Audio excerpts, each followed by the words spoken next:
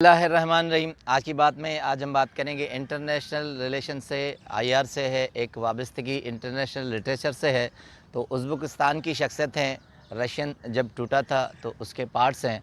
तो वहाँ की एक शख्सियत हैं, राइटर हैं बहुत बड़े, रसूल गमज़ातोफ़। रसूल गमज़ातोफ़ शायर हैं बेसिकली।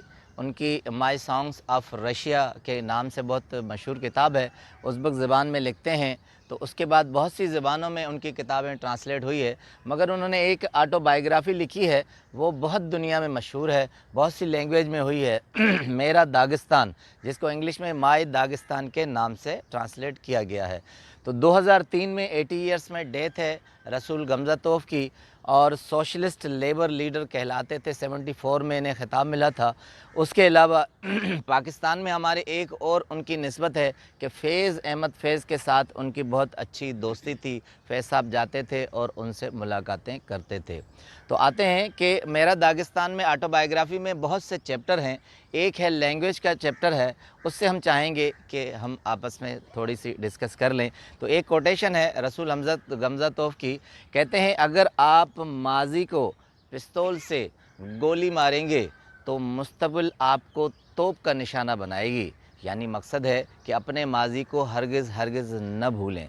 कहते हैं कि फ़्रांस में एक अदबी मेला था, मैं वहाँ गया तो वहाँ बहुत सी पेंटिंग्स मुसव्वरी की थी और उसके अलावा अदब के बहुत से शाहकार थे।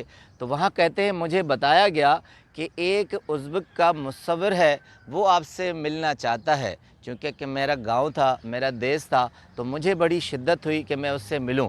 तो कहते हैं उस मुसव्विर से मेरी मुलाकात हुई, उसने बताया कि मैं उज़्बेक का हूं और फ़लाँ गांव का हूं। तो मेरी शिद्दत और बढ़ गई, बहुत सी बातें हुई, गुफ्तगू हुई।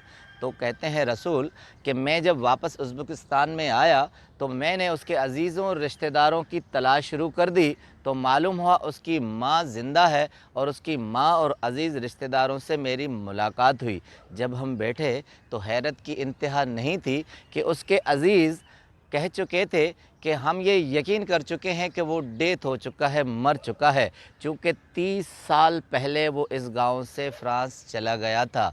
30 साल का अरसा बहुत होता है। अज़ीज़ रिश्तेदार और माँ ये जान चुके थे कि मेरा बेटा मर चुका है। तो मैंने उन्हें यकीन दिलाया, कहते हैं कि आपका बेटा ज़िंदा है और वो बहुत अच्छा मुसव्विर है और बहुत अच्छी शख्सियत है।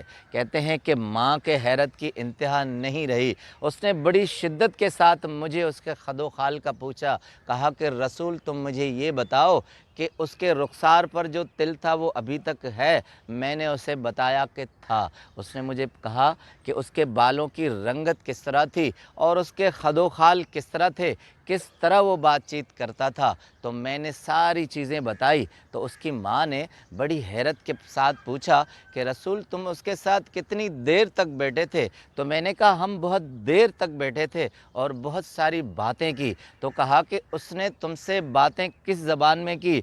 उज़्बेक में बातें की? तो कहते हैं मैं थोड़ा सा ठहर गया। मैंने कहा नहीं, उज़्बेक ज़बान में बात नहीं की, वो अपनी ज़बान भूल चुका है। बीच में हमने तर्जुमा निगार बिठाया था, वो फ्रांसीसी में बात कर रहा था और मैं उज़्बेक ज़बान में बात कर रहा था। कहते हैं कि उस वक्त उसकी माँ पर के सर पर एक स्याह कपड़ा था, उसने वहाँ से खोला और अपने चेहरे पर ढाँप दिया। ये हमारे पहाड़ी औरतों की निशानी होती है कि जब बच्चा मर जाता है तो वो स्याह कपड़ा अपने चेहरे पर रखती हैं। और उसके सिसकियों की आवाज़ थी और उसके आंसू टपक टपक कर कपड़े के नीचे से गिर रहे थे।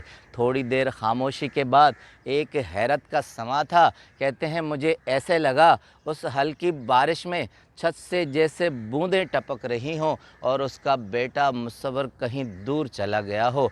थोड़ी देर के बाद कहते हैं कि उसने कपड़ा हटाया, कहा कि रसूल तुम झूठ बोल रहे हो, मेरा बेटा तो बहुत पहले मर चुका है।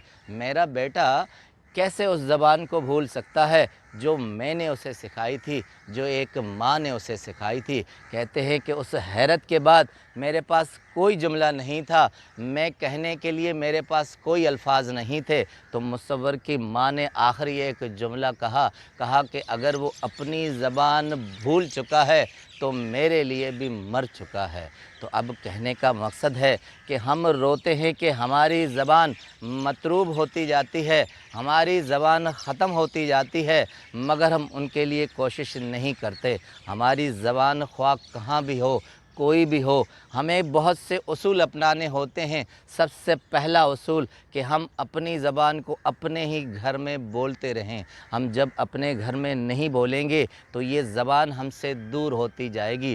دوسرا اصول، جس زبان کو ہم ادب اور لٹریچر میں نہیں لائیں گے وہ زبان امر نہیں رہے گی، وہ زبان محفوظ نہیں رہے گی۔ جب ایک ماں کا کلیجہ جو 30 سال سے بیٹے کے لیے تڑپ رہا ہو، وہ صرف اس بات پر سیکریفائس نہ کرے کہ وہ بیٹا اس کی زبان بھول چکا ہے، تو آپ یقین رکھیں کہ اگر آپ اپنی زبان کو بھولتے جائیں گے تو آئندہ وقت میں آپ کی ماں، آپ کی زمین آپ کو کبھی بھی معاف نہیں کرے گی۔ آپ کا بہت بہت شکریہ۔